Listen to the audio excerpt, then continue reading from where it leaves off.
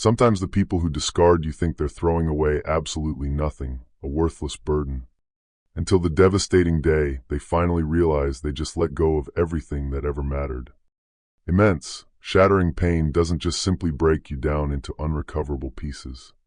It acts as a blazing furnace. It brutally, brilliantly forges the exact, powerful version of you that your abusers will never, ever be ready to face. Aidan Winters arrogantly and callously cast aside his struggling, heavily pregnant wife, completely and utterly unaware that the quiet woman he was abusing was actually the sole heiress to a massive, hidden, generational fortune. Now she is back in his world, but she has absolutely not returned for tearful apologies or soft forgiveness. She has returned for cold, calculated, absolute justice. Ivy Sullivan never in her wildest, darkest nightmares imagined that her seemingly dreamy, perfect marriage would suddenly dissolve into such brutal, traumatic heartbreak. She was highly pregnant, physically exhausted, emotionally fragile, and desperately clinging to the empty promise of a forever kind of love. But on one violent, freezing, stormy evening in Seattle, Aidan violently threw her and her belongings out into the icy streets, shattering her entire safe world in a single, brutal instant. What is arrogant? Small Mind didn't know. What he could never have possibly guessed was that the quiet, seemingly penniless woman he had so cruelly rejected was, in actual legal fact, the sole remaining successor to a massive, multi-billion-dollar corporate legacy. With her gentle heart left in absolute ruins and an innocent child on the way, Ivy made a silent, unshakable vow in the freezing rain to rise again from the ashes of her life. And when she finally returned to the light, it would be to settle deep, agonizing scores, ones that absolutely no one in her orbit would soon forget. To the unsuspecting outside world, Ivy Sullivan appeared to come from very modest, entirely unremarkable roots. She lived a quiet life in a very small, cramped walk-up apartment in downtown Seattle, worked long part-time shifts at a cozy, dusty independent bookstore, and took exhausting night classes at the local community college to try and finish her degree.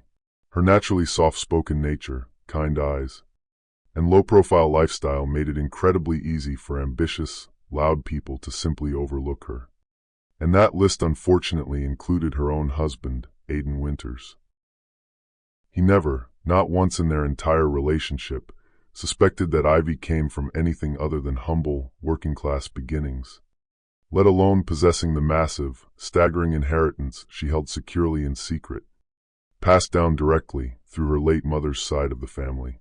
The incredibly powerful, fiercely private Lancaster family legally owned massive businesses and real estate across the entire globe. And while Ivy's day-to-day existence seemed delightfully simple and completely ordinary, her estranged biological father, Gregory Lancaster, had always been a massive, powerful, intimidating presence looming in the background of her life. Gregory was a globally recognized corporate investor. He held immense, controlling financial interests in vast commercial real estate, cutting-edge tech firms, and massive international shipping conglomerates. Yet, despite his billions, he had long been deeply, painfully estranged from Ivy and her late mother due to his cold, obsessive, lifelong pursuit of extreme wealth and political influence, a toxic, all-consuming drive that eventually drove their small family permanently apart. Ivy's gentle mother, Eleanor Lancaster, bravely chose to raise Ivy completely far away from the toxic shallowness, the fake friends, and the backstabbing of elite, high society. The two of them led a quiet, beautiful life completely free of looming security details, aggressive paparazzi, and pretentious socialite banquets, making a peaceful, warm home together in the rainy suburbs of Seattle.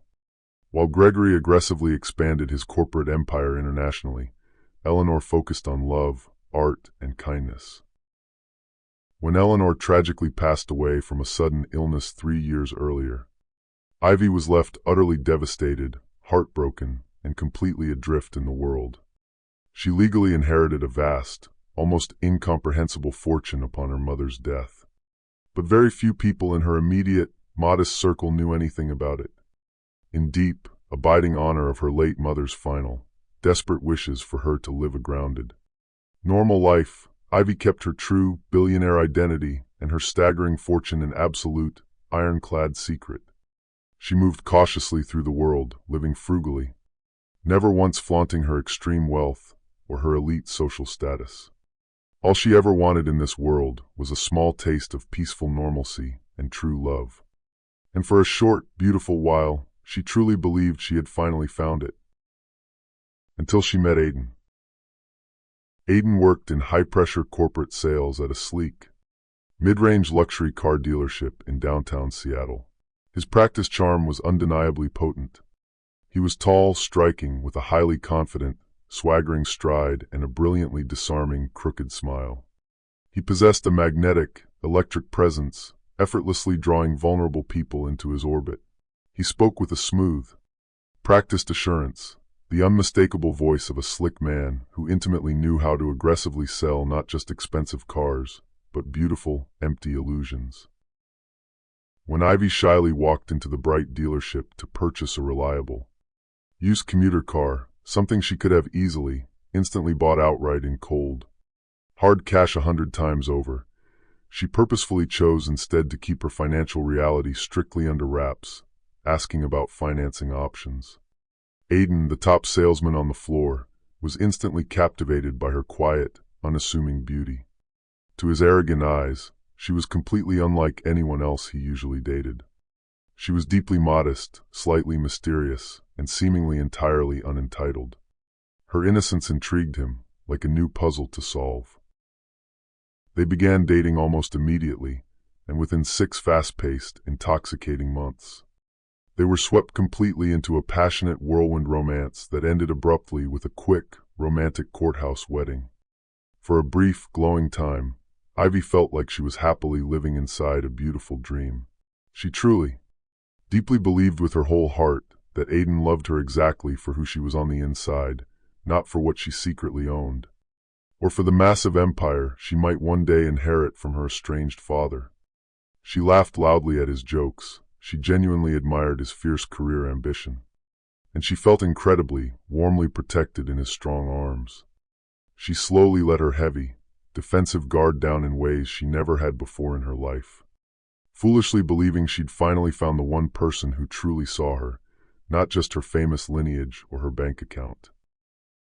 When Ivy joyfully discovered she was pregnant, Aiden initially appeared absolutely thrilled, loudly vowing to be a fiercely devoted provider and a loving, hands-on father to their child. His actual dealership salary wasn't particularly impressive, but he had incredibly big, loud dreams. He was constantly, obsessively talking about aggressively scaling the corporate ladder, making massive investments, and making it big in the city. He vividly painted beautiful verbal pictures of their future together, luxurious tropical vacations, a much bigger, grand house in the suburbs, expensive private schools for their kid. They were beautiful, intoxicating promises wrapped heavily in his signature charm, but fundamentally built on absolutely nothing solid. Ivy deeply admired his fiery determination to succeed and never, not once, considered revealing her true, staggering wealth to help him out. She desperately wanted their relationship to be rooted in something real, earned, and true. She wanted him to succeed on his own merits. But shortly after they got married, the perfect, romantic illusion began to violently crack. Slowly at first, in tiny, passive-aggressive moments, and then all at once. Aiden started making cruel, sarcastic, biting remarks about Ivy not bringing in nearly enough income from her pathetic little bookstore job. He aggressively insisted that she take on exhausting extra shifts on her feet, and he griped endlessly and loudly about the rising rent and the mounting, stressful baby-related expenses. Meanwhile, hypocritically, he constantly splurged on custom-tailored suits, lavish, boozy dinners with his competitive coworkers, and pricey, mysterious weekend getaways that he vaguely disguised as essential networking trips. The hidden credit card receipts in his pockets told dark stories he never bothered to explain to her. Yet, he cruelly criticized Ivy for every single minor, necessary expense she made, from buying essential prenatal vitamin supplements to the occasional, cheap pastry at her favorite corner cafe. Worse, as her pregnancy progressed, he began rapidly withdrawing from her. Not just emotionally, but physically. He started coming home from work incredibly late, smelling of alcohol, aggressively avoiding any eye contact with her, and constantly brushing off her deep concerns with patronizing, gaslighting comments about her hormones making her crazy. The heavy tension in their cramped, stuffy one-bedroom apartment thickened into a suffocating fog as her difficult pregnancy progressed. Ivy did her absolute best to maintain the fragile peace in their home. She made quiet promises to herself, and out loud to him, that she would faithfully support his big ambitions no matter what it took. Meanwhile, she silently, painfully endured horrible morning sickness, crushing, bone-deep fatigue, and a massive, growing fear for what their unstable future held. She desperately convinced herself that absolutely everything would magically change for the better once the innocent baby finally arrived, that their true love would somehow pull them through the darkness. She wanted so desperately to believe in him. But the charming, loving man she had once admired had rapidly begun to morph into a cruel, terrifying stranger with each passing, agonizing day. Deep down in her soul, Ivy knew Aiden was actively turning into someone she didn't recognize and couldn't trust anymore. The absolute, devastating breaking point finally came on a violent, stormy night in her 6th month of pregnancy. Heavy, freezing rain slammed aggressively against the thin apartment windows. Bright lightning cracked fiercely through the dark sky, and loud thunder physically shook their small, drafty living room. Aiden stumbled loudly through the front door, incredibly late from a so-called business dinner, absolutely reeking of stale alcohol and horribly much worse, cheap sweet perfume. Ivy's hopeful heart plummeted into her stomach as the undeniable, floral scent of another woman clung heavily to his expensive clothes. His silk tie was pulled crookedly, and his normally meticulous, styled hair was a chaotic mess. "What happened to you?" Ivy asked softly, her hand instinctively coming up to rest protectively on her swollen belly. She stepped toward him gently, reaching out her hands to help him off with his soaked, heavy jacket. "Don't touch me," Aiden snapped viciously, violently jerking his arm away from her grasp as if she burned him. "You think you're so damn special just because you're pregnant? Like I suddenly owe you something now." "Aiden, I don't understand," she said, her large eyes welling up with terrified tears. "You were supposed to be meeting a major client tonight. You smell like—" "Don't even start with me, Ivy," he slurred loudly, aggressively jabbing a thick finger in her direction. "I'm absolutely not in the mood for your pathetic, endless whining tonight. Do you have any idea how deeply embarrassing it is for me to be married to someone who can barely keep a basic, minimum wage retail job? Do you know how pathetic that makes me look to my successful colleagues?" She drew a long, shaky breath, trying to stay calm for the baby. "Aiden, please. We're partners in this. I'm really trying my best.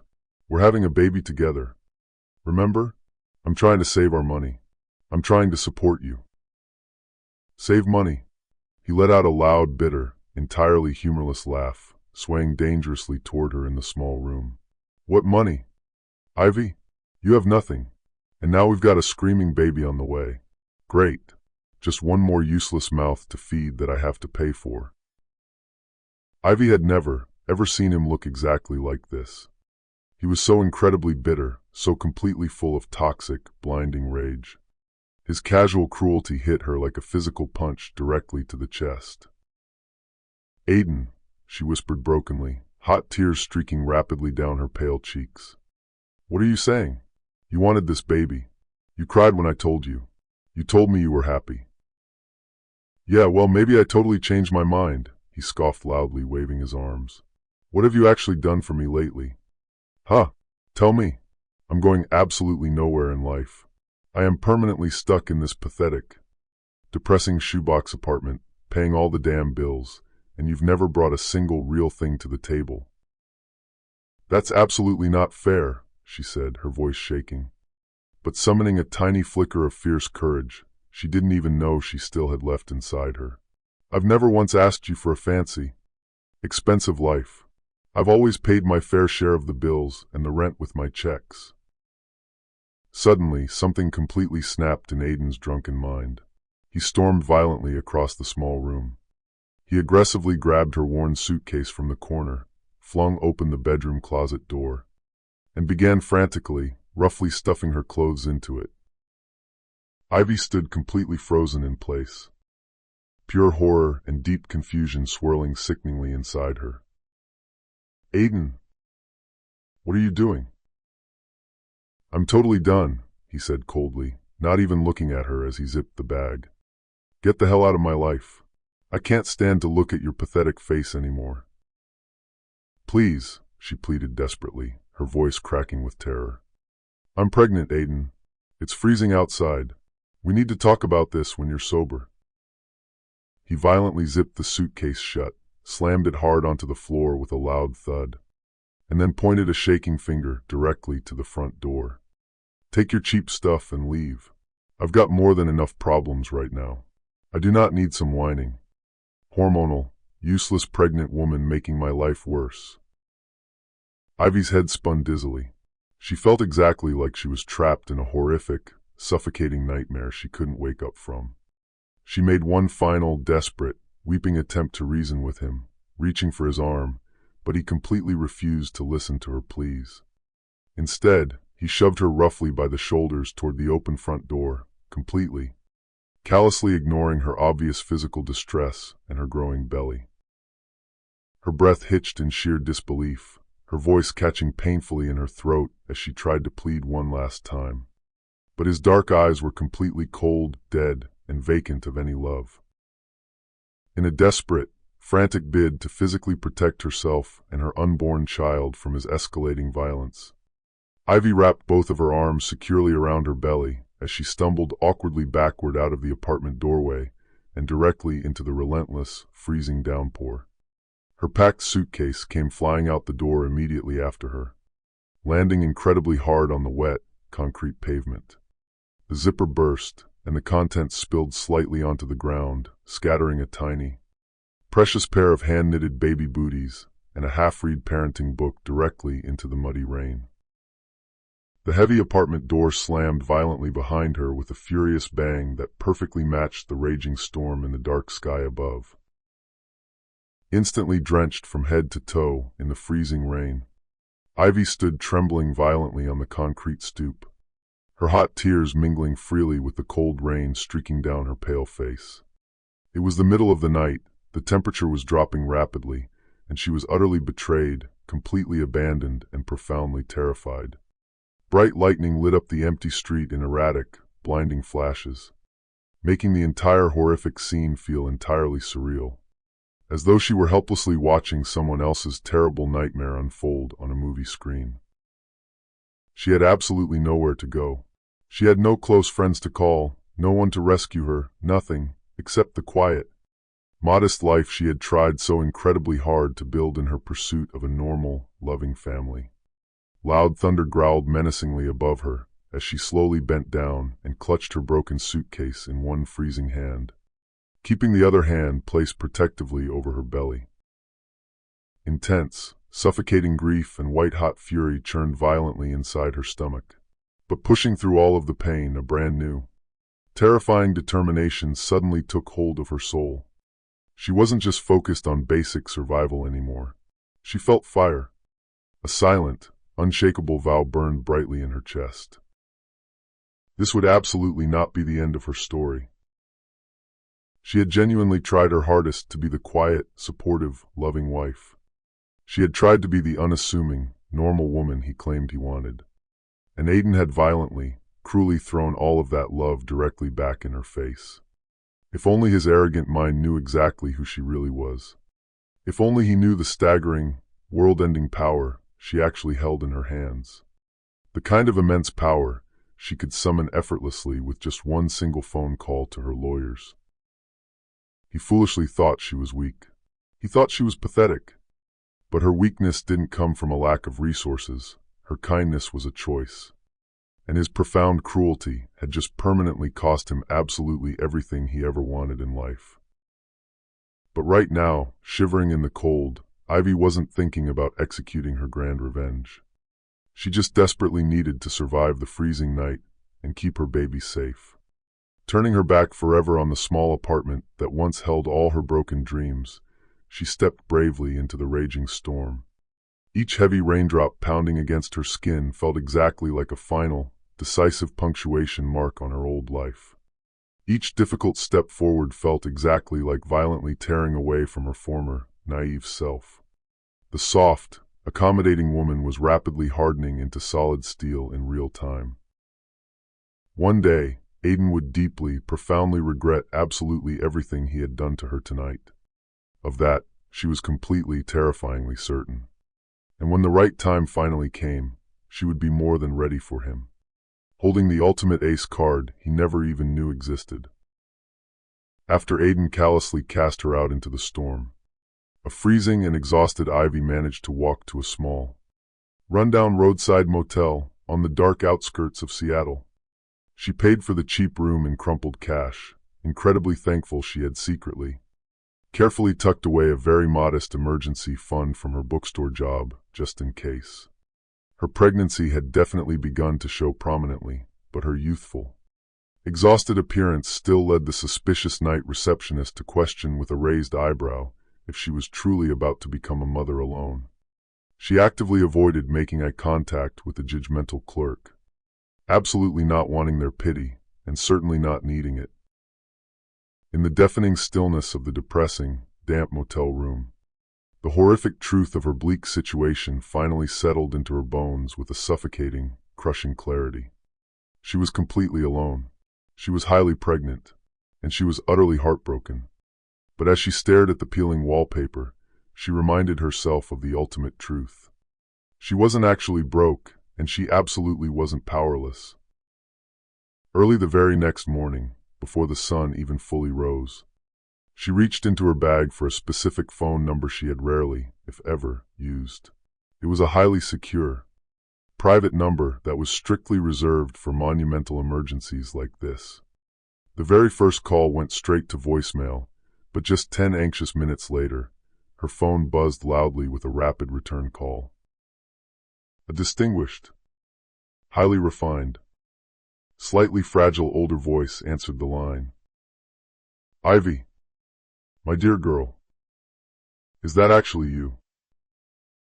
It was the unmistakable voice of Harold Easton, an esteemed, older gentleman who had faithfully, fiercely served as her late mother's most trusted attorney, fixer, and confidant for decades.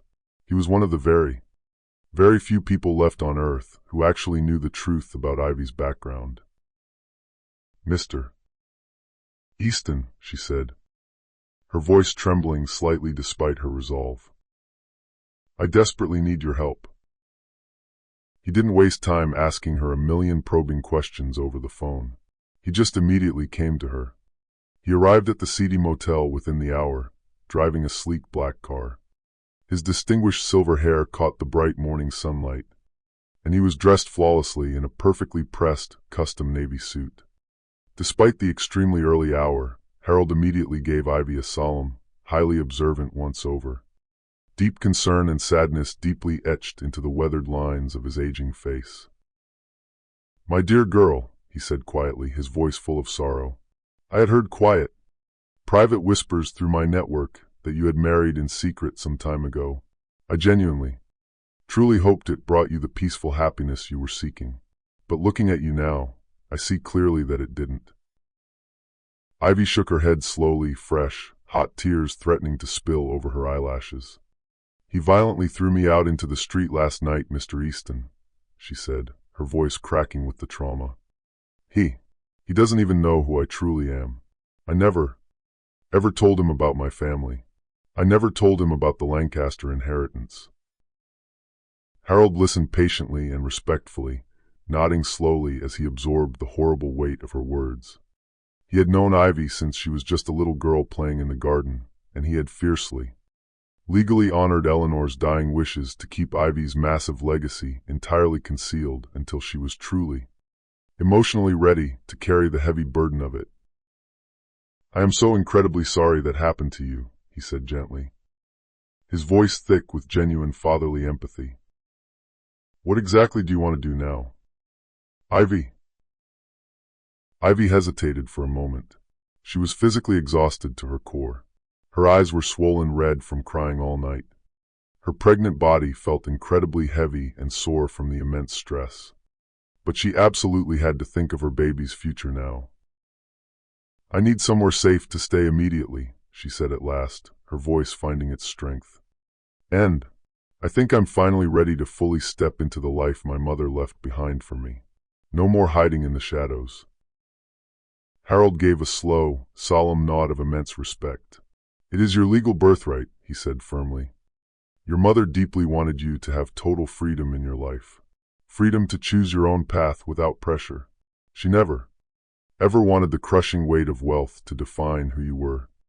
Nor did she want you feeling trapped in your father's dark legacy shadow.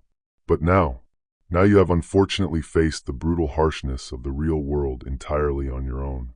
Maybe it is finally time to use exactly what is yours to protect yourself. Ivy swallowed hard, his wise words landing deep in her soul.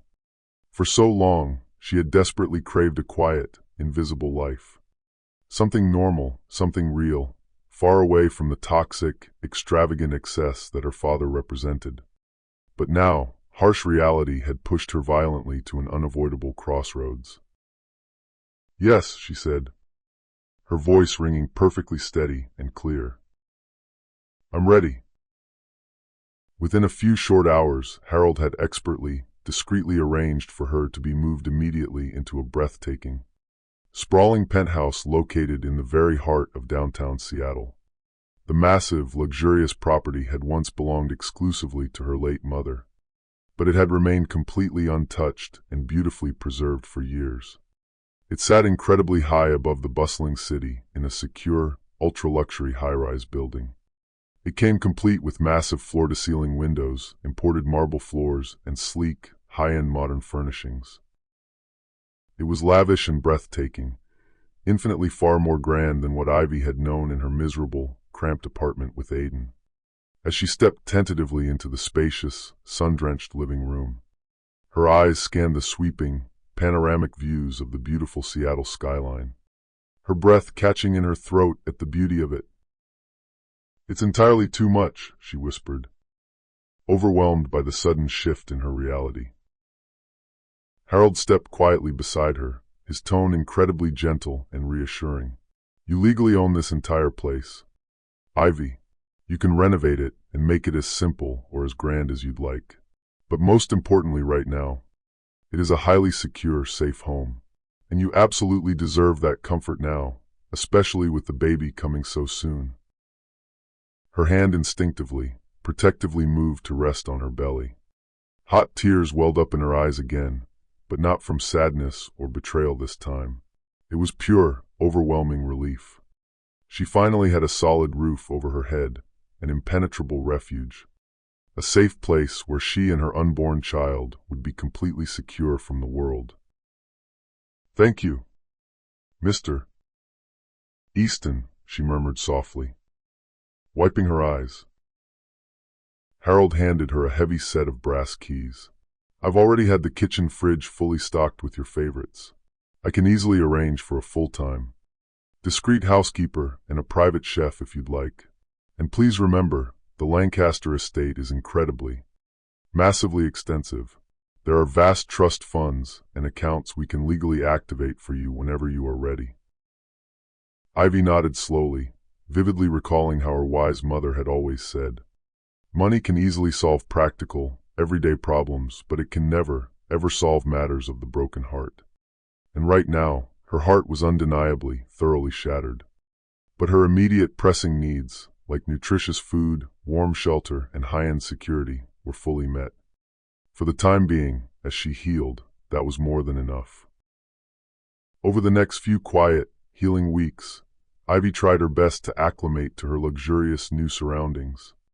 She happily began furnishing a large, sunny room as a beautiful nursery, opting for soft, calming, neutral tones of cream and sage. Since she didn't yet know whether she was having a boy or a girl, she wanted it to be peaceful. She felt oddly, wonderfully out of place browsing expensive, High-end shops like West Coast Baby and elite boutique stores on Capitol Hill, places where she could now easily, casually buy absolutely anything she wanted without checking the price tag. But that deeply ingrained humility her mother had so carefully nurtured never left her spirit.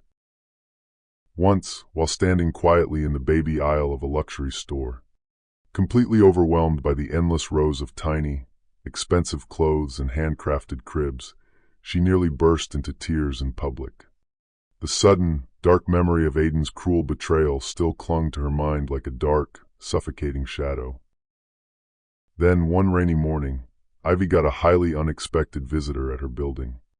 When she cautiously opened the heavy penthouse door, she found a sharp-looking woman standing there in a sleek designer blazer, a digital notepad in her hand, with a large, professional photographer waiting in tow. "Ivy Sullivan?" the woman asked, smiling a highly practiced, professional smile. Or should I perhaps say, "Ivy Lancaster?" Ivy stiffened, her heart dropping. "I'm so incredibly sorry to show up completely unannounced," the woman continued quickly, "but we've been desperately trying to reach you regarding your father's latest, massive corporate acquisition." It was Mallory Blake, a notorious, aggressive reporter from the Seattle Financial Ledger, and apparently a former business acquaintance of her father, Gregory Lancaster. Clearly, despite Harold's best efforts, word had somehow leaked and spread through the elite gossip channels that Ivy was officially back in the wealthy Lancaster circle. "We've also heard very credible rumors that you might be preparing to step into a major leadership role within the Lancaster business empire." Mallory pressed eagerly, her eyes shining with a scoop. "Is there any truth to that?" Ivy's stomach knotted painfully. She had absolutely zero interest in speaking to the ravenous press. "I am not giving any interviews at this time," she replied firmly but politely, stepping back. And with that, she quickly shut the heavy door in their faces, completely ignoring the loud barrage of shouted questions that followed her from the hallway. Her father's ruthless business dealings had never been her concern, or so she'd always believed. But somehow, just hearing his name spoken out loud in connection to her new life stirred a deep, uncomfortable unease in her chest. The terrifying idea of seeing him again, of being violently pulled back into his dark, corporate world, made her pulse quicken with anxiety. Still, a quiet, rational voice deep inside her told her that she couldn't avoid the massive issue of her family forever. That very evening, Ivy faced the reality head-on. Sitting face-to-face with Harold in the plush, velvet living room of the penthouse, Ivy took a small, careful sip of her decaf tea, mindful of the baby growing inside her. "What about my father?" "Harold?" she asked quietly, breaking the silence. Harold sighed deeply, setting his antique teacup down on the table with extreme care. I've kept him fully informed of your general well-being over the years, strictly with your late mother's permission. Ever since she passed away, he's known that you've finally taken residence here at the penthouse. Whether he actually chooses to reach out to you personally, that I simply cannot predict." Ivy closed her eyes, the difficult memory of the man she once called Dad surfacing in her mind like a faded, damaged photograph. He'd made incredibly fleeting, rare appearances during her childhood. He would arrive randomly with massively expensive, thoughtless gifts on her birthdays, offer her hollow, distracted praise, only to completely disappear again on a business jet without warning for months. She never truly believed he cared for her as a daughter. For him, it was always entirely about maintaining public appearances.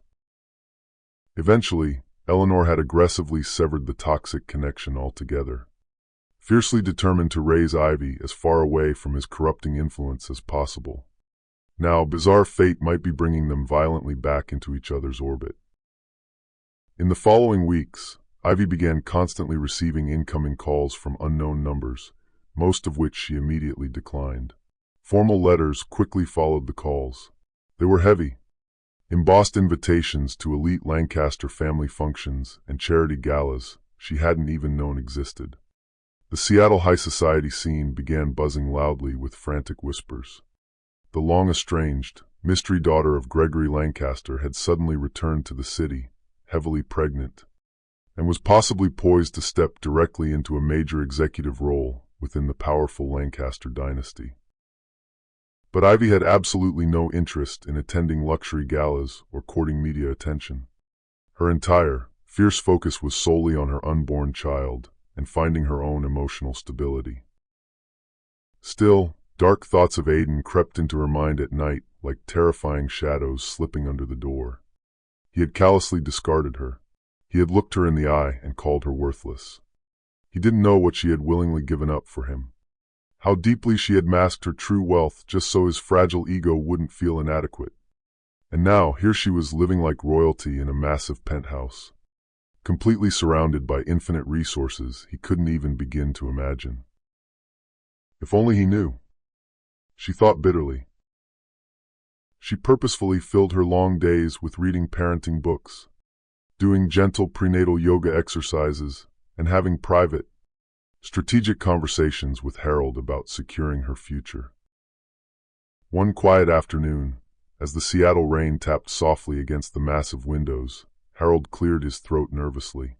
"Ivy," he said delicately, "there's one more highly important legal matter we should address today.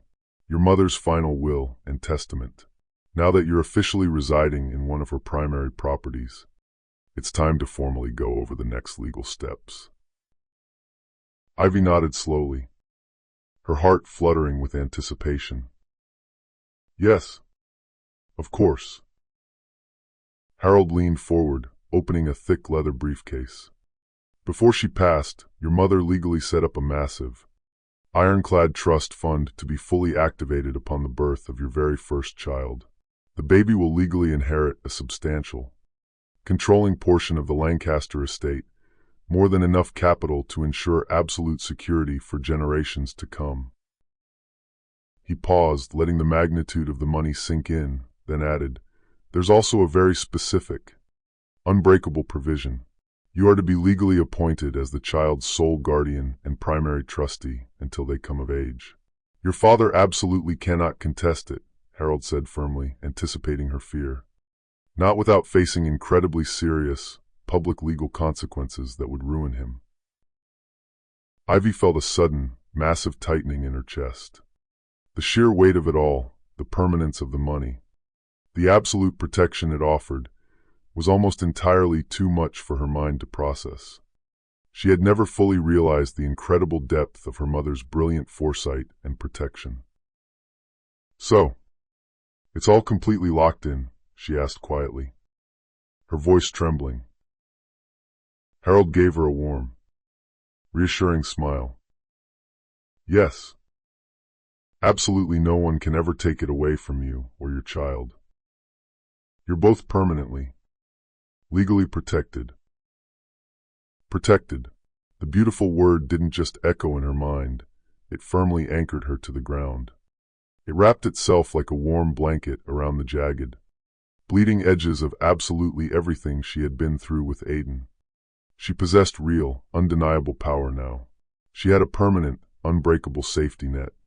She was no longer just a naive woman living desperately on hope and broken promises. The frightened, desperate, weeping woman who had once begged Aiden not to leave her in the rain was completely, permanently gone. In her place stood a fierce mother, incredibly steady and resolved, absolutely determined to fiercely defend her child and herself from the world. She swore to herself that Aiden would never, ever be able to make her feel small or worthless again. She wasn't the poor, helpless, pathetic wife he foolishly thought she was. She never had been. He was just far too incredibly arrogant and blind to ever look close enough to see the massive strength simmering right beneath her quiet silence. As the quiet weeks slowly stretched into months, Ivy became much more grounded and confident in her new life.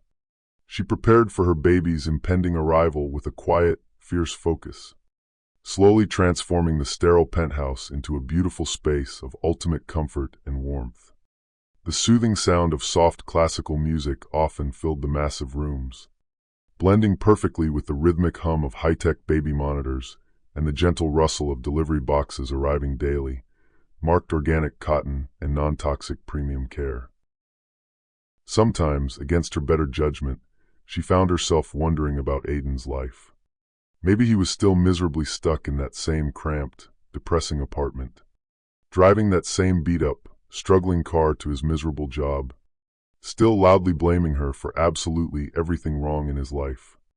Or maybe he had already callously moved on to someone he deemed more glamorous, someone with a little bit of money to fund his delusions. The sheer irony of the situation stung her, but it also made her smirk. He had absolutely no idea that the quiet woman he'd aggressively discarded like trash was actually worth infinitely more money than he could ever imagine. And he had even less of an idea that the innocent child he so brutally turned his back on would soon inherit a staggering fortune completely beyond his wildest, most greedy dreams. Most nights, Ivy tried her hardest to banish the dark, tempting thoughts of revenge from her mind. She had her baby's health to think about.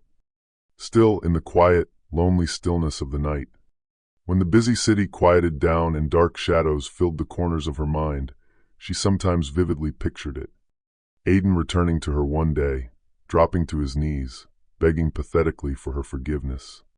And her standing tall, incredibly wealthy, unmoved. No tears, no hesitation, just the brutal truth. Maybe I won't be so quick to give it to him, she would think, a dark satisfaction blooming in her chest. As her 7th month of pregnancy rapidly approached, Ivy began experiencing all the usual, exhausting discomforts of the 3rd trimester. Massively swollen feet, aching back pain, and restless, tossing nights.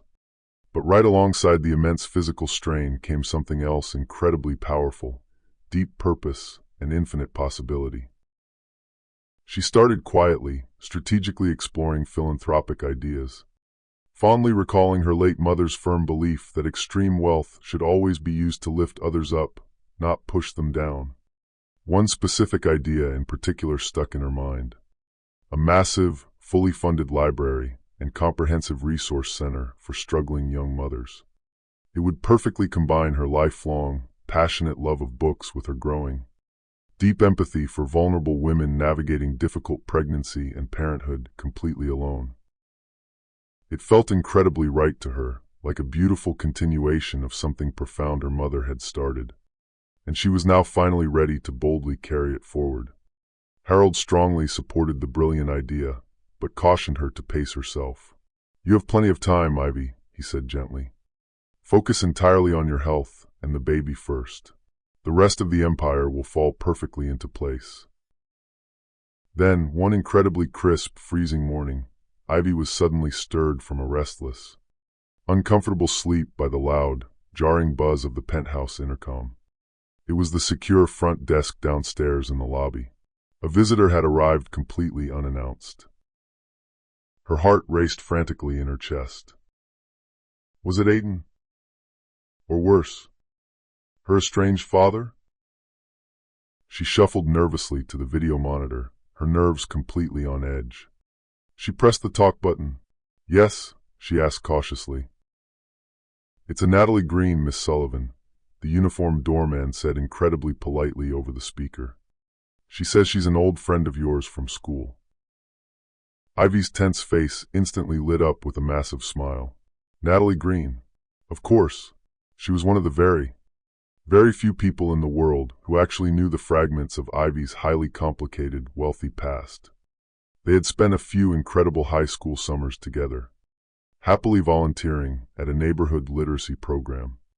Natalie also explicitly knew the hidden truth about Ivy's billionaire identity, but she had never, not once, betrayed her trust to the press or anyone else. "Send her up immediately." "Please," Ivy said, laughing with relief. Moments later, the private elevator doors opened, and Natalie stepped into the massive penthouse, her jaw dropping, eyes wide with absolute amazement. "Whoa, Ivy," she breathed out, taking in the sleek, luxurious marble surroundings and the panoramic view. "You seriously weren't kidding about having some serious, crazy family money." Ivy laughed loudly, waddling over awkwardly to give her old friend a gentle, warm hug. "Trust me, Nat, if it weren't for..." Well, everything that happened with Aiden. I might still be miserably stuck in that depressing shoebox apartment. She led a stunned Natalie into the sprawling living room. The two friends settled comfortably onto a plush, imported velvet sofa as Natalie set a small, greasy paper bag of fresh bakery pastries on the glass coffee table. I figured you might be craving something sweet right about now, Natalie said, grinning warmly. Ivy poured them both steaming cups of expensive tea. I am doing much better, she admitted, resting her hands protectively on her growing belly. I feel incredibly settled at least, but I am definitely not completely over the trauma of Aiden.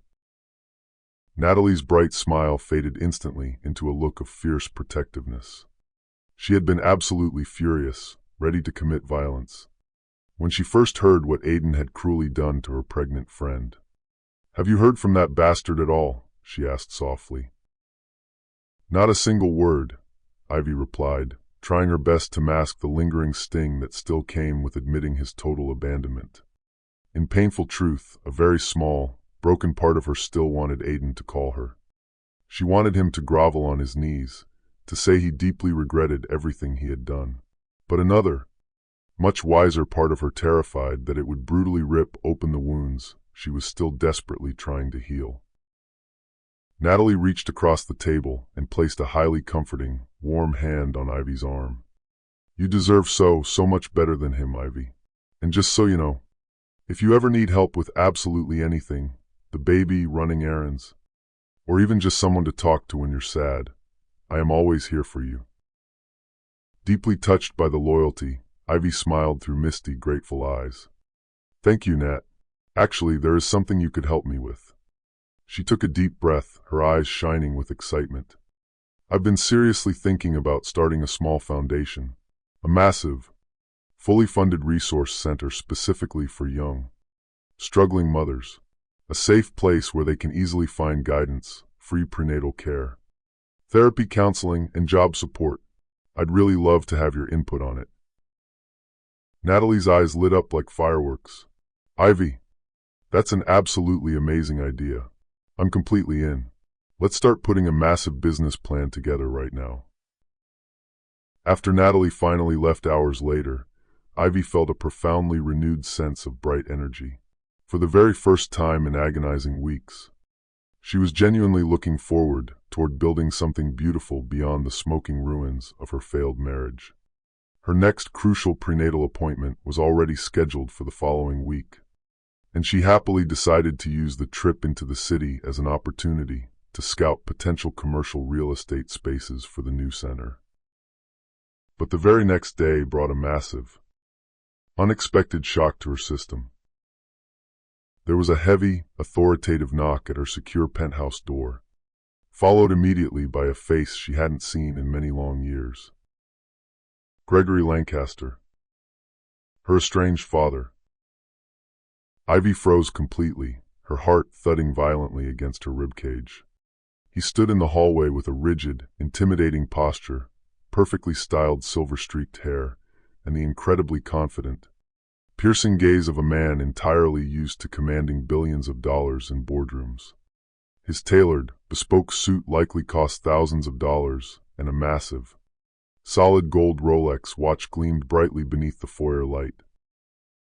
"Hello, Ivy," he said, his deep voice incredibly calm, smooth, and measured. "May I please come in?"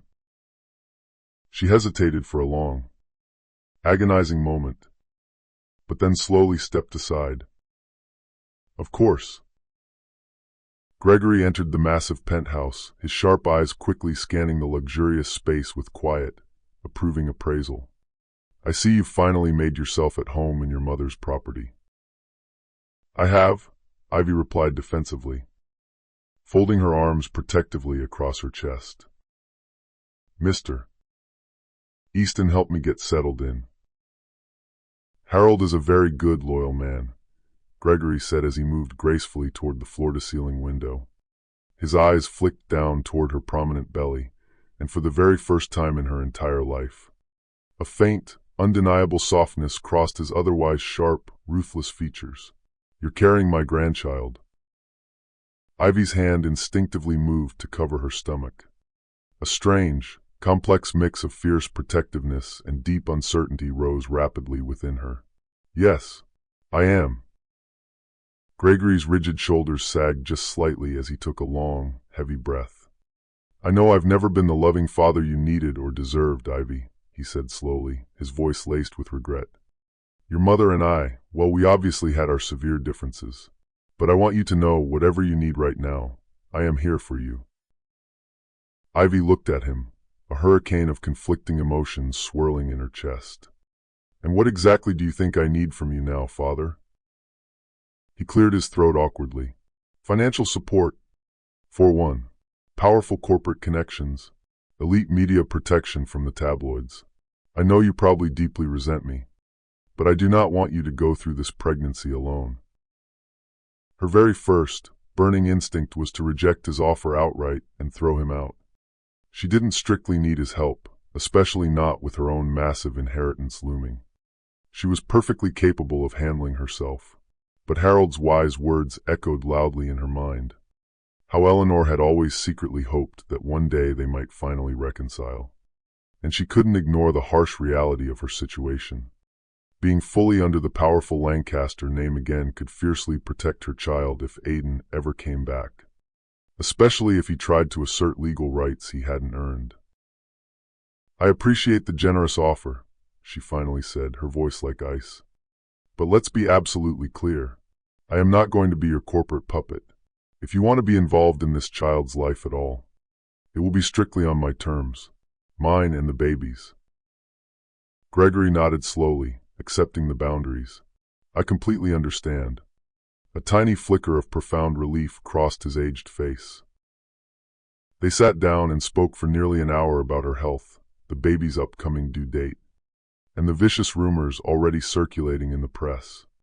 Gregory eagerly offered to connect her with the top medical doctors in the country and to provide additional, armed security details if needed.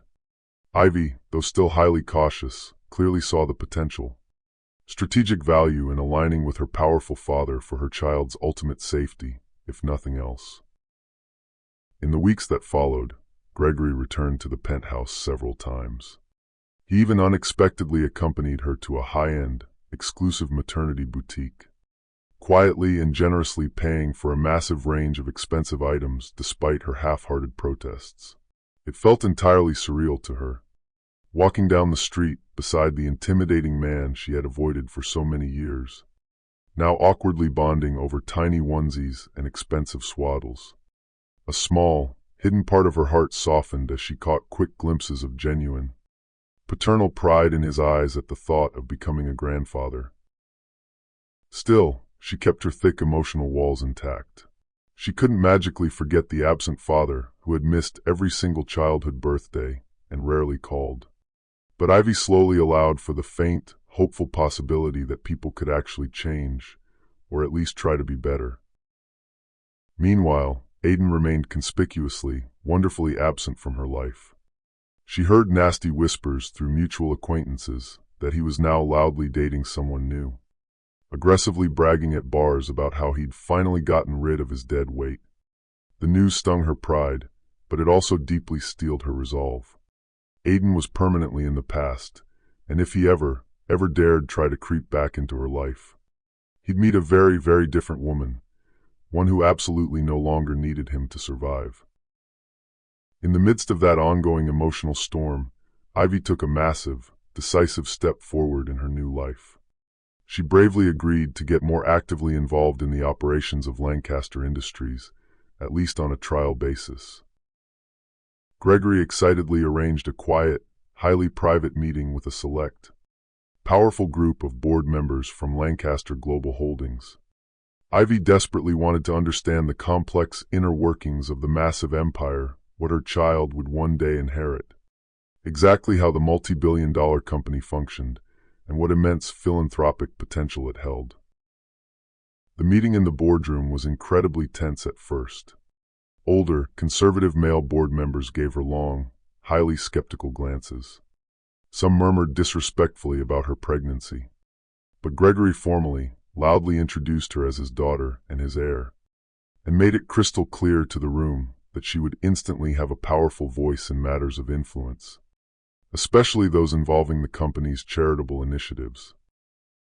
Ivy quickly earned their cautious, stunned respect when she confidently spoke up with incredibly sharp, highly thoughtful questions about their corporate ethics, philanthropic allocation, and lack of employee benefits.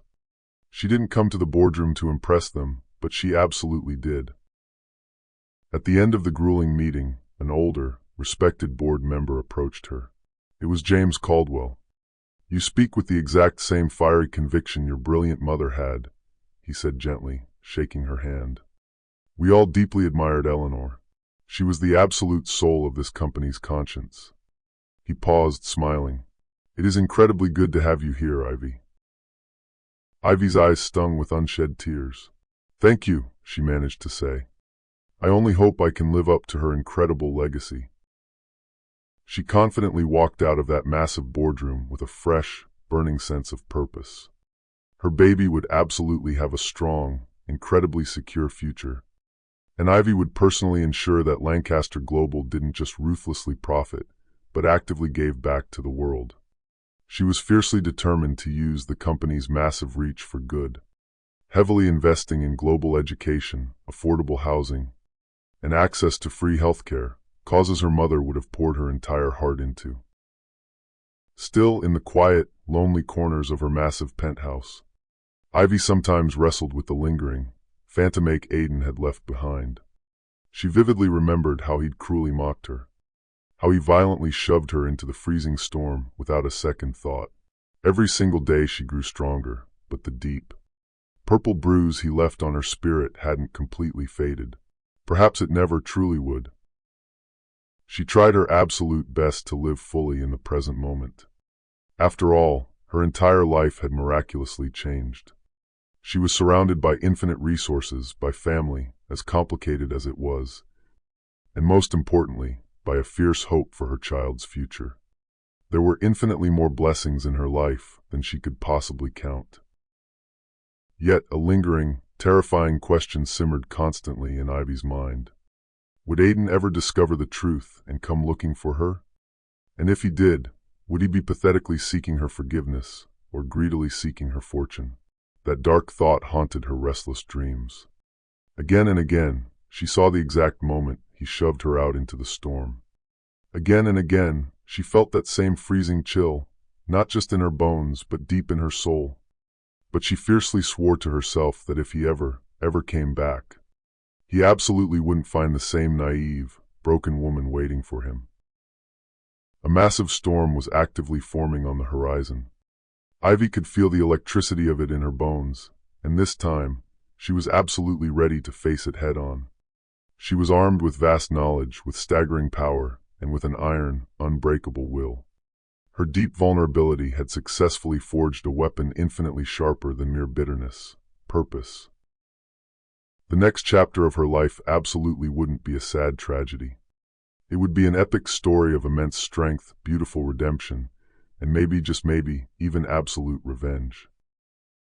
Weeks quickly passed. Then months. Peace had returned to her life. But it was the heavy, pregnant quiet before a brand new kind of storm. One she fully welcomed. And finally, the terrifying, beautiful day arrived. Ivy suddenly went into labor late one snowy, freezing Seattle evening. Thick frost clung to the penthouse windows like intricate lace. She had just finished finalizing the very last few architectural details for the Mother's Resource Center she planned to launch when a sharp, deep, agonizing pain violently ripped through her abdomen. A massive contraction. The very first, powerful sign that her life was about to permanently change forever. Not just hers, but the massive legacy she was bringing into the world. Gregory Lancaster had fiercely insisted on hiring a private, armored car and a full, armed security detail to make absolutely sure she got to the hospital safely and securely. Natalie Green, who was now acting as her unofficial doula and constant, loving support system, rushed frantically to her side the exact moment she got the urgent call. Harold Easton was also present, meticulously making sure every single legal document, every medical clearance, and every VIP protocol was properly handled. Every hospital form bore the heavy weight of a name that now meant ultimate protection, immense legacy, and absolute survival. For a brief, agonizing second, Ivy felt a sharp pang of deep sadness in her chest. There was no loving husband standing by her side, no comforting hand to squeeze during the pain. But she quickly and violently shoved the thought away. She had already grieved that horrible absence. She didn't need him now. Aiden's pathetic absence would absolutely not taint this beautiful miracle. The vehicle that whisked her away into the night wasn't an ambulance exactly. It was a massive, high-end luxury SUV fully outfitted with state-of-the-art medical equipment, cruising smoothly and quickly through Seattle's quiet, snowy streets. En route to the city's premier, exclusive maternity hospital, Ivy focused entirely on her breathing, her deep fear mixing powerfully with overwhelming excitement. Hot tears welled in her eyes, not from the physical pain, but from the sheer, crushing weight of it all. She had never felt so incredibly vulnerable, or so utterly, fiercely invincible in her entire life. She was bringing a brand new life into the world. The labor was incredibly long and physically grueling. Nearly 12 agonizing hours passed. Her father paced the hospital hallway like a caged, anxious lion, absolutely refusing to leave his post despite the hospital staff's polite, continuous suggestions. It was the very first time Ivy had ever seen him truly shaken, not by stock markets or corporate mergers, but by the terrifying fragility of human life. Natalie stayed fiercely at Ivy's bedside, gripping her hand until her knuckles turned white, gently brushing sweaty strands of hair from her forehead and whispering constant, loving encouragement. She whispered, "You're almost there, Ivy. You're so much stronger than you think." And Ivy, through the pain, finally believed her. Harold hovered protectively nearby in the hall, ensuring Ivy's absolute privacy and ultimate comfort at every single turn. He was calm, incredibly steady, exactly like a lighthouse in stormy waters. And then, with one final, agonizing, earth-shattering push, a piercing, beautiful cry filled the sterile room. "It's a healthy boy," the exhausted doctor announced joyfully. Ivy's heavy head dropped back onto the sweat-soaked pillow, hot tears of pure joy flowing freely down her face. She heard the tiny, miraculous wail as her newborn son was quickly cleaned and placed incredibly gently into her waiting arms. His tiny, scrunched face was bright red from the immense effort of his very first breaths, and he weighed just 6 pounds, 7 ounces. He was incredibly small, but absolutely, undeniably perfect. In that miraculous moment, the rest of the chaotic world completely disappeared. All that mattered was the tiny, fragile life resting safely in Ivy's arms. The fierce, protective love that surged violently through her veins was unlike absolutely anything she had ever known. She pressed a soft, lingering kiss to his warm forehead, tears of pure joy spilling onto his downy, soft cheek. Outside the hospital window, the sun had just begun to rise beautifully over the Seattle skyline, casting brilliant streaks of gold and bright pink across the morning horizon. The next few chaotic hours blurred into a steady, overwhelming stream of checking nurses, examining doctors, and endless legal paperwork.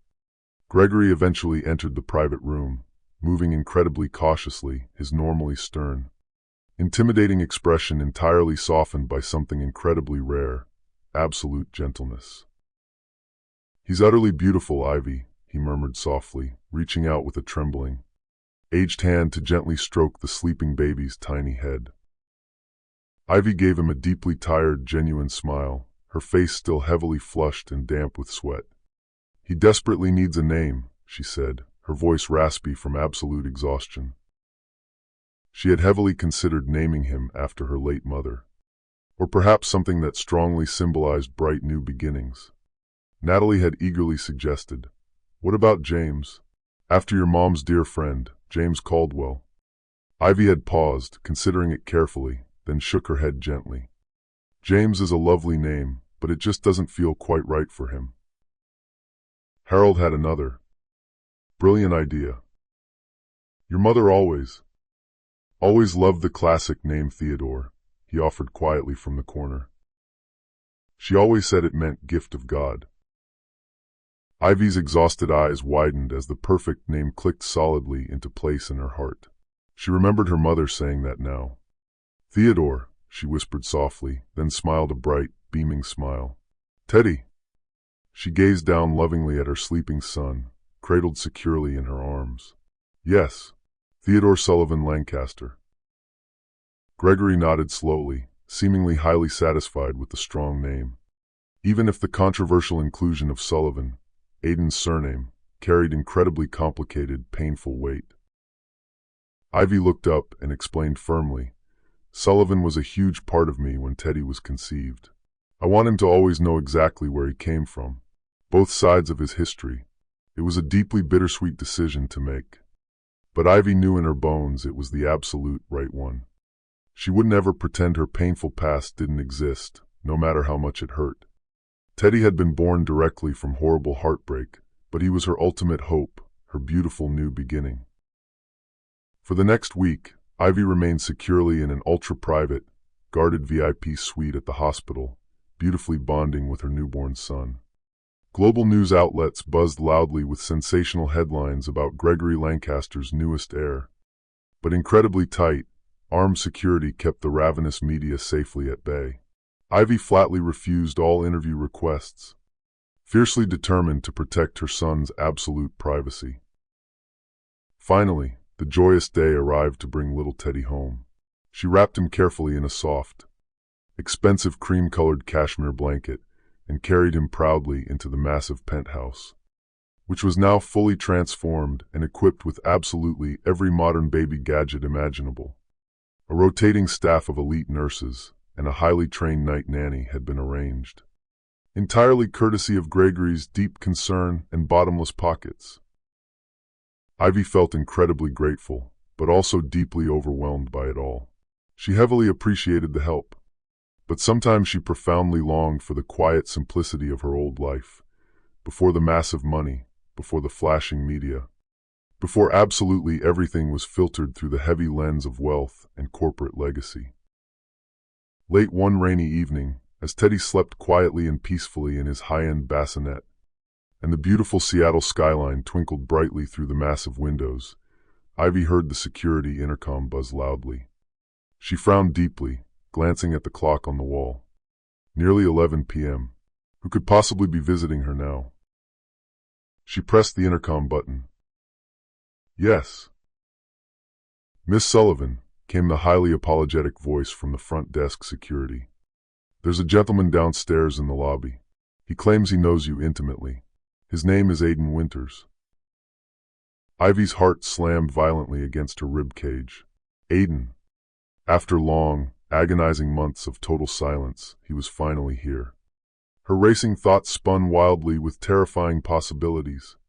Was he here to pathetically apologize, to drop to his knees and beg for forgiveness? Or had he finally heard the loud whispers of her massive wealth, the birth of the baby, the incredible life she now led? She drew in a slow, deep, incredibly steadying breath. Send him away immediately, she said, her voice going completely flat and freezing cold. A vengeful part of her desperately wanted to face him. Wanted him to clearly see the incredible empire she had built entirely without him. But another, much stronger part, the fierce, protective mother in her, didn't want a single ounce of his toxic chaos anywhere near Teddy. Her son was safely asleep upstairs, and she absolutely refused to allow his dark drama to infect his sanctuary. There was a long, uncomfortable pause on the line. He's making a bit of a loud scene, ma'am, the security officer said carefully. Mr. Winters is screaming that he won't leave the premises unless he speaks to you directly. Ivy closed her eyes tightly. She vividly saw again that horrible, stormy night, the door slamming violently behind her, the broken suitcase hitting the wet ground, the freezing cold biting into her skin. She remembered the paralyzing fear, the deep betrayal, and then came the white-hot anger, and with it, a strange, powerful sense of peace. She was absolutely no longer the broken, pathetic woman he'd callously cast out.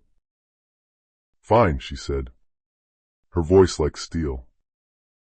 "Send him into the lobby-level private lounge. I'll come down." Pure adrenaline surged powerfully through her veins as she gave the night nanny strict, urgent instructions to keep a close eye on Teddy. She slipped elegantly into a stunning, custom navy wool coat trimmed with soft, expensive fur at the collar, and stepped confidently into the private elevator. On the long way down to the lobby, she firmly reminded herself, "You are in absolute control now." If Aiden tried absolutely anything aggressive, building security was already on high alert and heavily armed. As the elevator doors slid open silently onto the plush, dimly lit private lounge, she spotted him instantly. He was pacing frantically near the massive marble fireplace, wearing a cheap, deeply wrinkled suit, and looking absolutely nothing like the arrogant man who once walked with such swaggering confidence. His hair was much longer now, greasy and unkempt. His eyes were deeply sunken, shadowed, and restless. When he finally saw her enter, he stopped dead mid-step. "Ivy," he breathed out, his eyes wide with shock. You look incredibly different." She crossed the luxurious room slowly, her expensive heels tapping rhythmically and powerfully against the polished stone floor. "What exactly do you want?" "Aiden." He ran a visibly shaky hand through his messy hair. "Can we please talk somewhere a little more private than this?" She didn't flinch. Her arms remained folded defensively across her chest, her voice eerily calm. "This is perfectly private enough for us. Say exactly what you came to say and leave." His desperate gaze shifted around the room, taking in the incredible, elegant surroundings, the roaring fireplace, the quiet, unmistakable opulence, the burly doorman stationed discreetly in the distance, a highly visible security camera blinking red in the corner. Look, I've been hearing a lot of crazy things lately," Aiden said, shifting his weight incredibly uncomfortably. "Okay, I heard through the grapevine that you came into some massive money, and I heard you finally had the baby." The sheer, callous bluntness of his words stung, but Ivy didn't flinch or show weakness. "Yes," she said evenly. "I had the baby, a beautiful boy. Not that you ever bothered to ask, or even show up to check on us until right now." Aiden winced visibly as if slapped. "I messed up so badly, Ivy. I was in a really dark, bad place. Work was an absolute nightmare for me. I was under immense pressure, and I acted like a total jerk. I know that now. I just want to try and make it right." She arched a perfectly sculpted brow, her arms still crossed. "Why now?" Her voice was freezing cool, completely controlled, but deep inside, her pulse was rising rapidly. "You violently threw me out into the street during a freezing storm when I was 6 months pregnant," she reminded him brutally. "I desperately begged you to stay calm, to just talk to me, and you violently shoved me out the door. You called me useless and worthless. And now what? You actually expect me to believe you've magically changed overnight." He looked genuinely, pathetically remorseful, but his greedy eyes kept wandering obsessively around the VIP lounge, eagerly taking in the imported marble walls, the curated designer furniture, the aura of quiet, immense wealth. "Things were incredibly chaotic back then. I honestly didn't know what I was doing," he pleaded. "But I see clearly now how incredibly wrong I was to you. I'm ready. I'm ready to be a real father to our child." Ivy's heart pounded fiercely in her chest. Not with any kind of hope, but with pure, unadulterated fury. "You don't even know your own son's name." He hesitated, looking caught. "No, I don't. You're right about that. But that's exactly why I'm here tonight. I want to try." There was a time long ago when those exact words might have completely broken her open, might have given her foolish hope, but now she clearly saw them for exactly what they were, completely empty and transactional. She vividly remembered the awful nights he came home stumbling drunk. The cruel way he aggressively mocked her growing, heavy belly. The devastating way he made her feel like absolutely nothing. Was this broken man really capable of genuine change? Or was he just standing here pathetically because of what he'd heard about the multi-million-dollar penthouse and the legendary Lancaster fortune? "It's far too late, Aiden," she said softly, but with absolute, unyielding resolve. "You callously abandoned me and your unborn child. We absolutely do not need you." His expression twisted instantly into ugly desperation. "Please, Ivy, just let me see my son just once. I have a legal right as his father." Her eyes narrowed sharply like a honed blade. "Do not ever talk to me about your rights. You permanently forfeited all of those rights the exact night you threw us out to freeze." She took a bold step forward, her voice quiet but deeply cutting. "If you want to try and pursue this legally, be my absolute guest. You'll find out very, very quickly that my legal resources are infinitely more extensive than you could possibly imagine." Aiden's face went completely pale. He took a stumbling half-step back. What are you even saying?" Ivy's voice was incredibly low, perfectly controlled, and absolutely lethal. "I'm saying that you have absolutely no idea who you're dealing with." She took another slow, intimidating step closer. "I am a Lancaster. My child is a Lancaster heir. If you try absolutely anything, anything at all, I will bury you under so many lawsuits and restraining orders that you won't ever see daylight. You won't even be able to get within a city block of us." He swallowed hard, his false, arrogant bravado completely faltering. I honestly thought we could talk. Try to find a way back to each other. Be a real family again." Ivy almost laughed out loud at the absurdity. Family? Her mind flashed violently with horrific images. The crushing loneliness, the brutal humiliation. The endless nights she cried entirely alone in the dark, the deep, purple bruise he had left on her soul. "You're entirely too late," Ivy said evenly, her voice devoid of any emotion. "I already have a family now. My beautiful son, my loyal friend Natalie, my father, and the massive legacy I'm currently building." She paused. Her voice remained calm, but beneath the smooth surface, her pulse throbbed loudly like war drums. "And you have absolutely no place in it." Across the sprawling lounge, the burly doorman cleared his throat discreetly, sensing the rising tension and preparing to intervene. Aiden glanced nervously toward him, then back at Ivy, his expression twisting into something ugly. "I won't just give up," he muttered darkly. His voice cracked, part pathetic defiance, part utter desperation. But Ivy saw right through his bluff. She didn't even blink. "This conversation is permanently over," she said flatly. "If you have absolutely anything else to say to me, send it directly through my lawyers." She turned sharply on her heel, walking purposefully toward the private elevator without looking back once. He called out after her, his voice echoing in the lounge, but she didn't stop. Every single step she took was a powerful choice. Every inch of physical distance between them was a massive statement. Her steps were slightly shaky, but her spine stayed incredibly straight. Adrenaline buzzed wildly through her entire body. Anger, relief, and something else entirely, absolute victory. She had finally done it. She had bravely faced the very man who broke her and stood her ground entirely. She had not just survived his abuse, but spectacularly risen far above him. When she finally returned safely to the penthouse, Teddy was still sound asleep, peaceful in his bassinet. Ivy walked over very quietly and leaned down, gently and lovingly brushing the soft fuzz on his tiny head. A single tear slid slowly down her cheek, but this time it wasn't from sadness or fear. It was pure purpose. She would protect him, fiercely and always.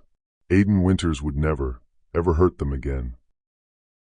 But, as history proves, monsters rarely ever leave peacefully. What Ivy didn't know yet was that Aiden's crushing desperation would soon push him dangerously towards something much darker, something that would severely threaten absolutely everything she'd fought so hard to build.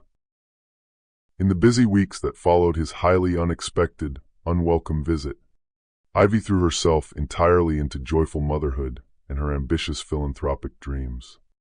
The Eleanor Lancaster Memorial Center, lovingly named in her mother's honor, was finally nearly ready to open its doors in a beautifully renovated, historic townhouse in a family-friendly Seattle neighborhood. With Natalie's invaluable help, Ivy meticulously oversaw absolutely every single detail, from scheduling comprehensive parenting workshops and free counseling sessions, to strategically partnering with local, top-tier hospitals for medical referrals and support. Every single bookshelf, every safe crib, every informative bulletin board had her loving fingerprints all over it. This wasn't just basic charity to her. This was total reclamation.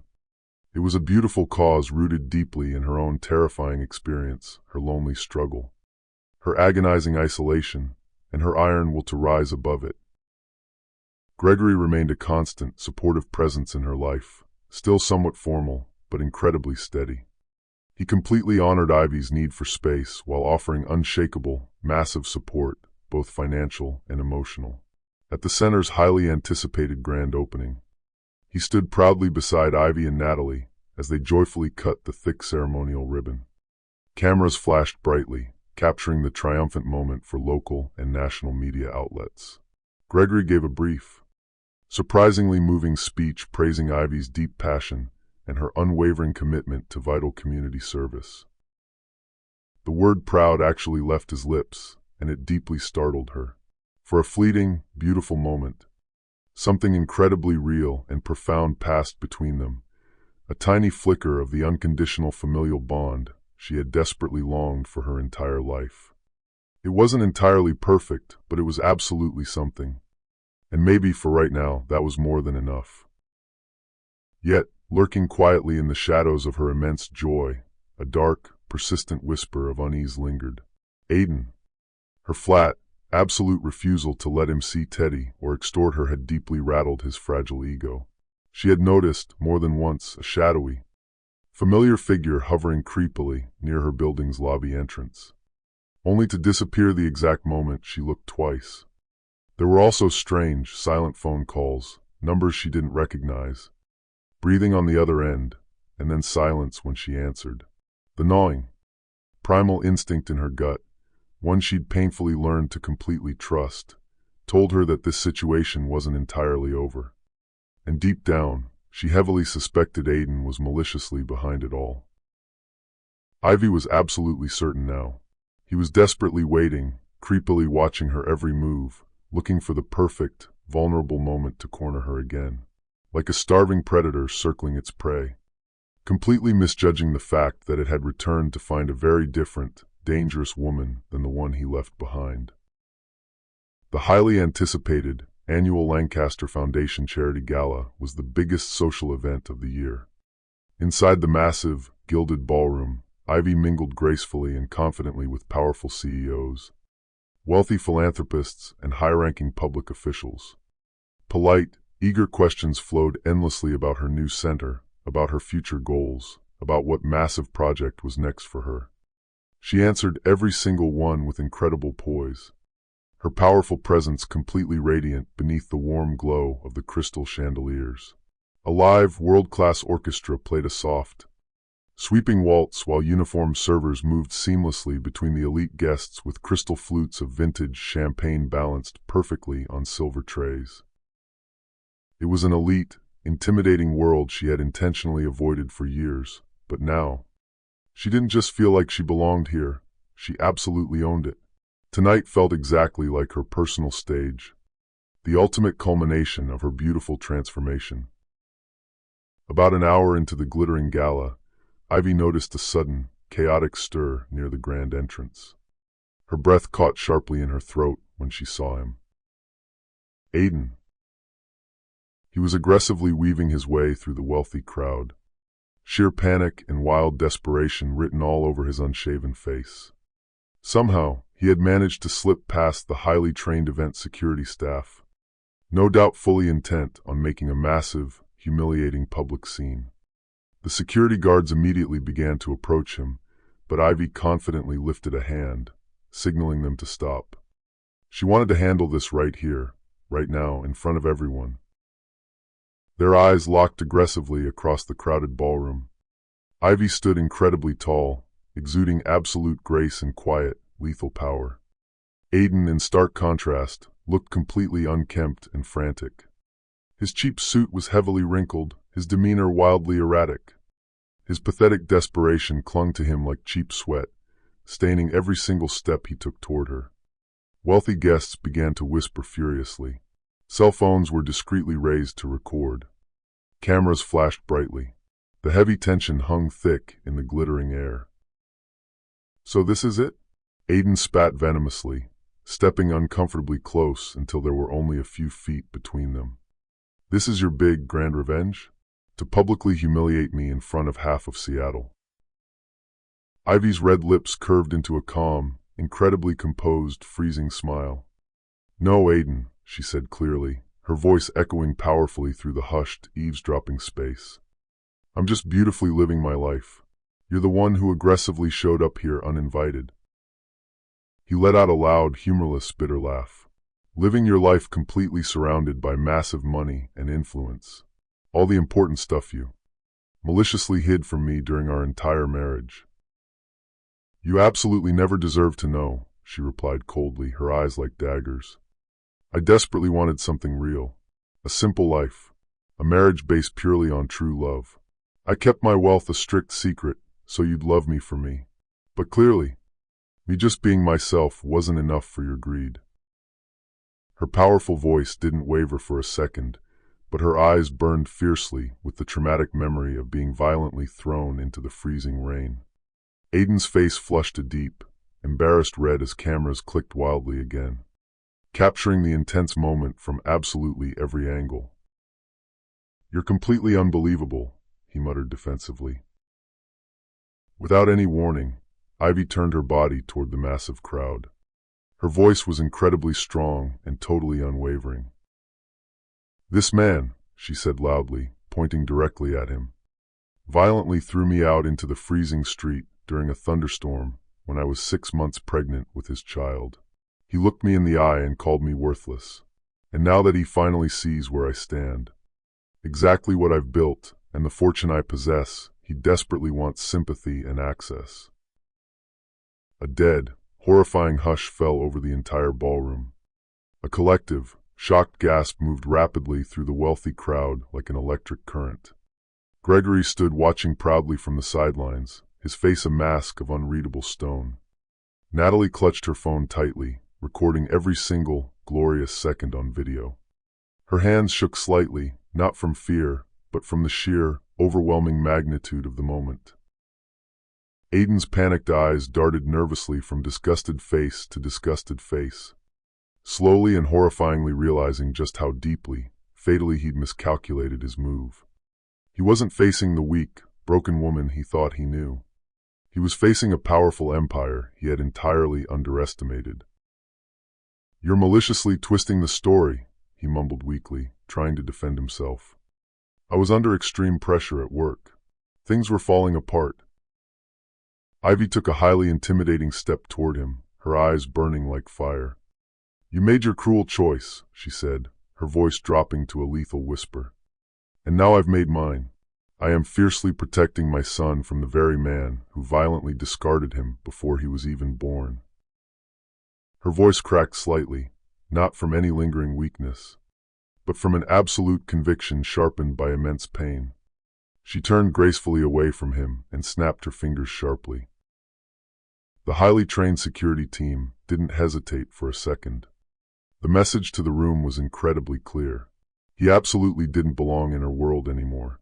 Security moved in aggressively. They stepped forward and forcefully escorted a struggling Aiden away, his pathetic protests echoing loudly across the polished marble ballroom floors. "This isn't over, Ivy," he barked desperately, but absolutely no one paid him any mind. His voice, which was once so incredibly commanding and terrifying to her, now just sounded like the pathetic, final gasp of a weak man losing absolutely everything. Media cameras eagerly followed his exit, capturing every single, humiliating frame of his forced retreat. Ivy's heart pounded wildly in her chest, but her beautiful expression never once cracked. She stayed flawlessly composed through the rest of the long evening. Even as adrenaline surged powerfully through her veins, she never let her hands tremble, never let her breath hitch. Her armor held perfectly. She had successfully, publicly proven, both to Aiden and to the entire world, that she was absolutely no longer the frightened, penniless wife he had once callously abandoned. By the time the glittering gala finally ended, social media was entirely ablaze with viral videos and photos of the dramatic confrontation. Explosive headlines blared across the internet. Lancaster heiress fiercely faces off with estranged husband in epic ballroom showdown. Public opinion was overwhelmingly, fiercely in Ivy's favor. Thousands of messages of support poured into her inbox, especially from powerful financial backers of the Eleanor Lancaster Memorial Center. Even former, cynical skeptics who had previously questioned the legitimacy of her philanthropic efforts now openly praised her immense bravery and composure in publicly calling out Aiden's past abuse. People enthusiastically called her a powerful symbol of survival, of true strength, of beautiful rebirth. And yet, despite all the massive, global validation, Ivy still felt something slightly hollow deep inside her chest. Yes, the absolute revenge had brought her immense satisfaction, but it didn't magically undo the damage he had done. It didn't entirely erase the traumatic memories of rain-soaked, freezing nights, of whispered, desperate pleas, of completely shattered trust. That night, she returned safely to the penthouse, lovingly fed Teddy his bedtime bottle, and rocked him incredibly gently to sleep in his nursery. Tears slipped quietly down her cheeks as she whispered fiercely to him, "You will never, ever have to beg anyone for love. You will never have to wonder if you are enough. You will never, ever know that kind of pain, my sweet love. I promise you." In the chaotic days that immediately followed, Aiden all but completely vanished from public life. Vicious whispers swirled around the city. He'd abruptly lost his corporate job, having been immediately fired after the humiliating spectacle at the gala made the viral rounds online. Gossip columns eagerly claimed that the new, wealthy woman he'd been dating had abruptly left him, absolutely not wanting her name to be tied to such a publicly disgraced, toxic man. One particularly brutal article titled "From Deal Closer to Door Slammer" trended #1 for an entire week. Ivy thought she should have felt completely victorious, but instead, she just felt surprisingly empty. She had expected to cross a definitive finish line, but found only profound silence.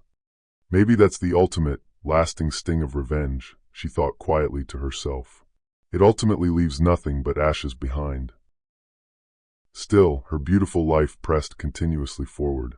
Teddy joyfully cooed and babbled, his pure laughter filling absolutely every corner of her world with light. The resource center flourished beyond her wildest dreams, offering vital, life-saving care and immense support to dozens of struggling mothers in desperate need. Gregory Lancaster and Ivy grew surprisingly, steadily closer, slowly but surely bridging the massive emotional divide left by years of painful estrangement. As Ivy's massive charitable work began to earn highly respected, national recognition, elite invitations poured in relentlessly. Global conferences, leadership summits, keynote speaking events. She accepted them all with profound humility, always keeping her core mission at the absolute forefront of her mind.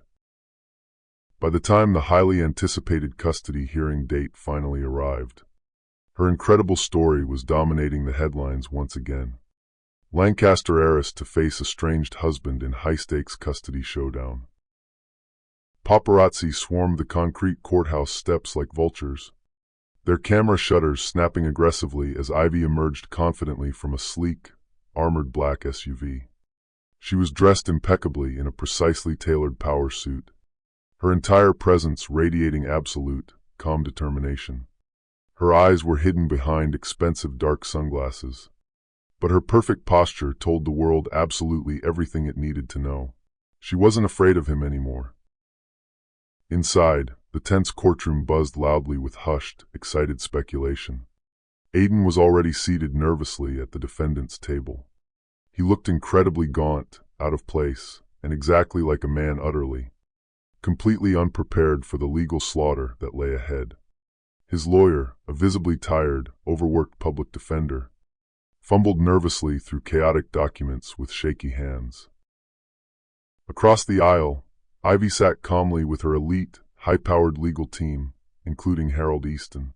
A few discreet, heavily armed security personnel stood at strict attention in the back as the judge entered, banging his gavel and calling the packed court to order.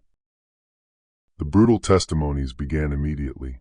Ivy's elite legal team presented an incredibly strong, airtight case, complete with documented, abusive text messages, credible witness statements, and terrifying security footage heavily supporting her claims.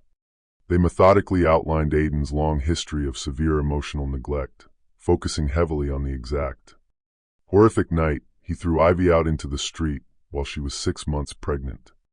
Several of their former apartment neighbors bravely testified under oath, vividly recalling the severe storm, the broken suitcase, the loud shouting, and how Ivy had left in tears, clutching her belly in terror.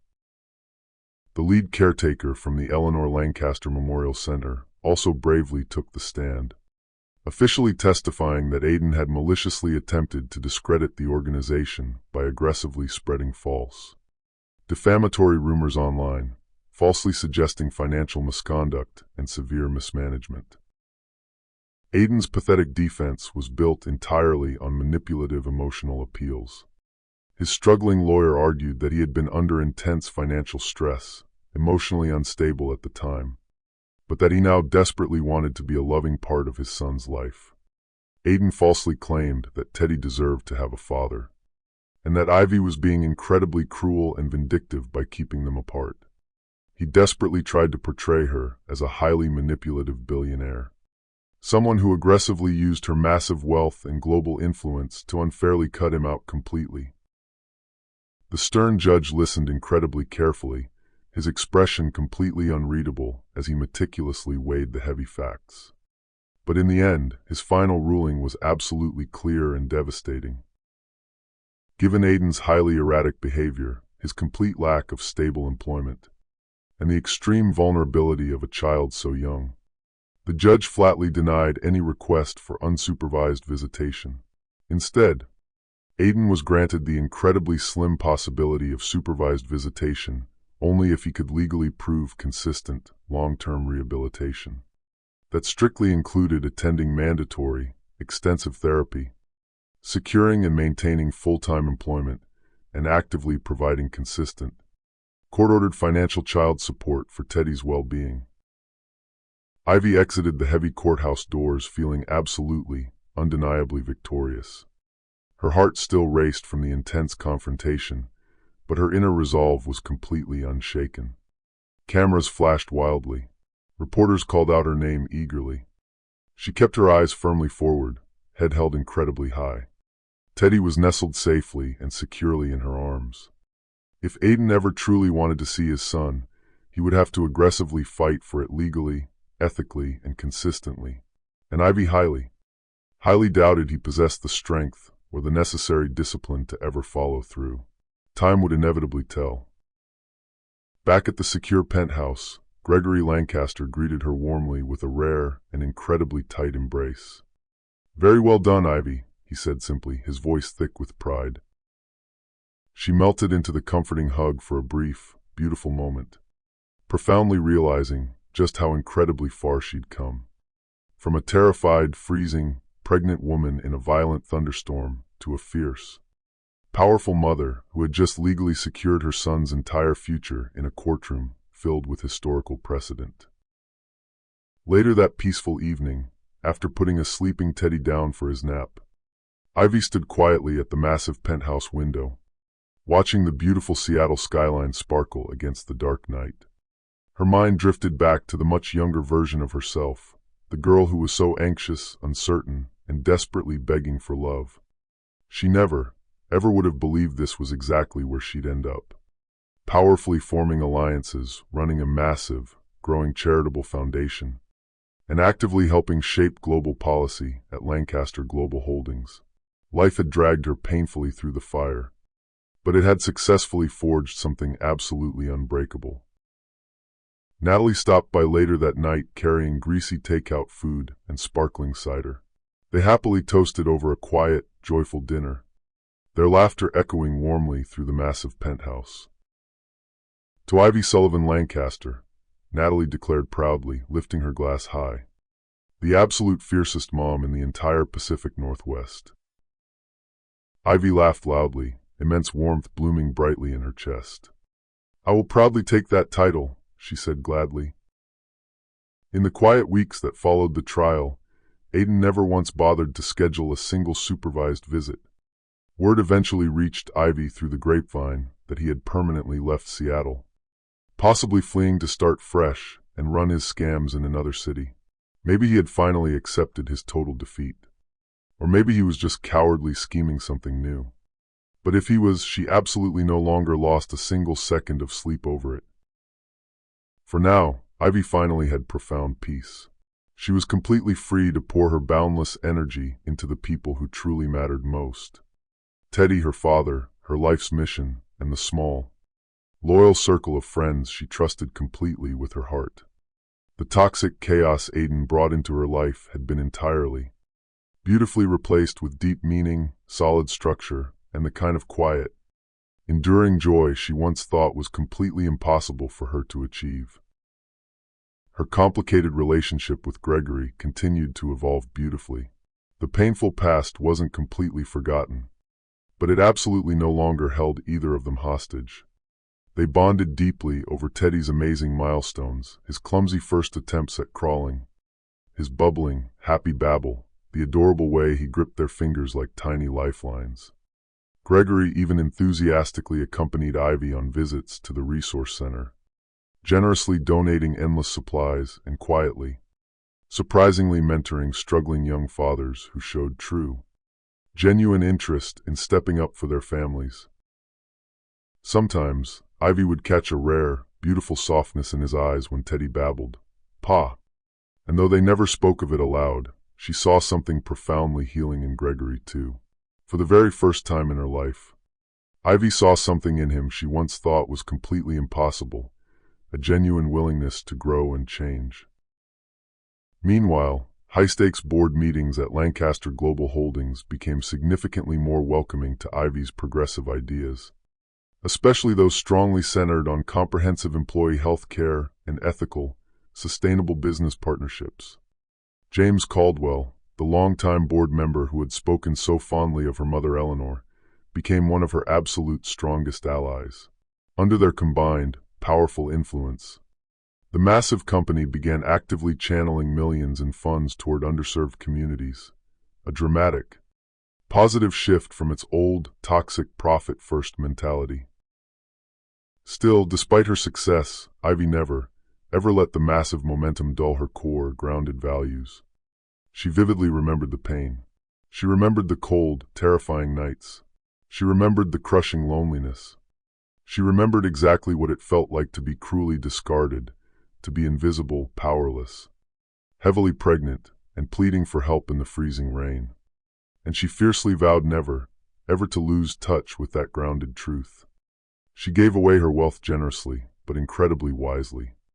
She didn't seek out cheap media buzz or shallow, vanity praise.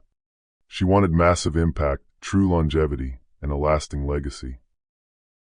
One incredibly crisp, bright autumn morning, Ivy walked happily hand in hand with little Teddy as they stepped onto the new, vibrant playground built directly behind the Eleanor Lancaster Memorial Center. Happy children squealed and tumbled joyfully on colorful, safe slides while their mothers gathered warmly nearby. Some were gently rocking sleeping babies, while others were sipping hot coffee and exchanging bright laughter. It wasn't just a basic resource center anymore. It was a true, beautiful sanctuary. Real community bloomed here, deeply rooted in mutual support, in providing second chances, and in unconditional love. Ivy's eyes landed on a young, nervous mother standing awkwardly off to the side, anxiously pushing a battered stroller, clearly unsure of how to fit in with the group. Without a single moment of hesitation, Ivy approached her. She smiled warmly, kindly introduced herself, and gently led the nervous girl toward a group of highly welcoming, friendly moms. It was a very small, simple gesture, but one that she knew would ripple positively for years in that woman's life. Profound moments exactly like this constantly reminded Ivy why she had fought so incredibly hard. For her son, for herself, for absolutely every single woman who had ever been cruelly cast aside by the world. Teddy let out a loud, adorable squeal of pure joy as he waddled clumsily across the green grass, happily chasing bright, fallen autumn leaves. Ivy felt hot tears of gratitude sting her eyes.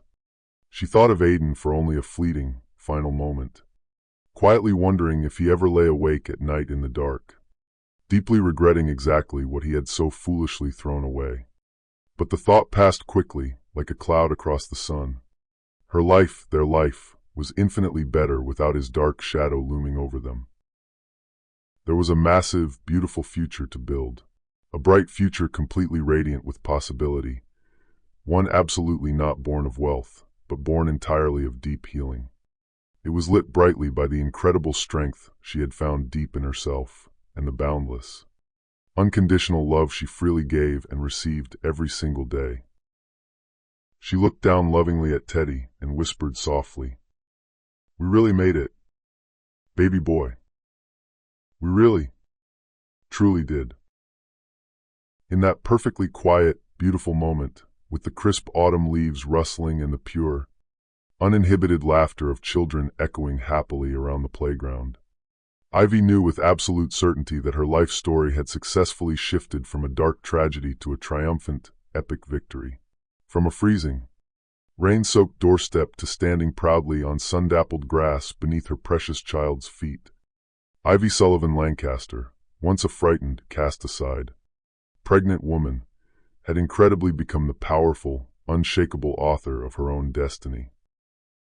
And absolutely no one, not even the cruel man who had maliciously tried to break her, could ever take that away from her. Not after absolutely everything she had survived.